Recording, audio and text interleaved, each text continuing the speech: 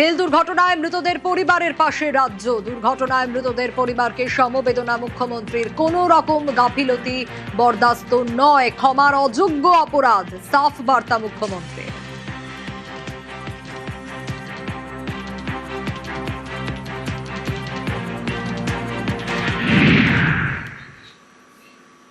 আমাকে পুলিশ যেটা জানিয়েছে, ওই যে যাকে আমরা গ্রেপ্তার করেছি গেটম্যান, তার জন্য প্রাথমিক তদন্তে তার জন্যই এইরকম একটি মর্মান্তিক ঘটনা আজকে এই সকালবেলা পশ্চিমবাংলার মানুষকে শুনতে হলো, বা আমরা শুনলাম, দেখলাম। অত্যন্ত বেদনাদায়ক ঘটনা। হসপিটালে নেওয়া হয়েছিল, তার মধ্যে হসপিটালে আরও দুজন এক্সপায়ার করেছে বাচ্চা। মোট 4 জন স্টুডেন্ট, একজন সাইকেল আরোহী। 5 জনের ডেথ হয়েছে আর 2 জনের চিকিৎসা চলছে।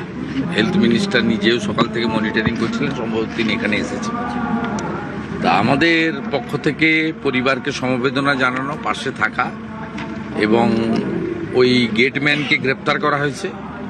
আমি পুলিশকে বলেছি ও ইনটক্সিকেট ছিল কিনা তার মেডিকেল করাতে।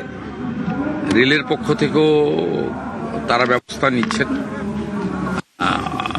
এটা একদম কমপ্লিটলি জন্য হয়েছে, এটা কোনো দুর্ঘটনা নয়।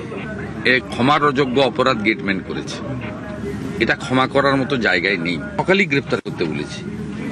প্রথমেই আমি সকাল 9টার সময় এসপিকে বলেছি আপনি গেটম্যানকে ধরুন। পুলিশই অ্যারেস্ট করেছে, ওয়েস্ট বেঙ্গল পুলিশ। তো অন্য কেউ অ্যারেস্ট করবে না, আমরা সাথে সাথে করেছি। আর ইনটক্সিকেট ছিল কিনা, ড্রাঙ্কার ছিল কিনা, সেটাও মেডিকেল করার জন্য বলা হয়েছে।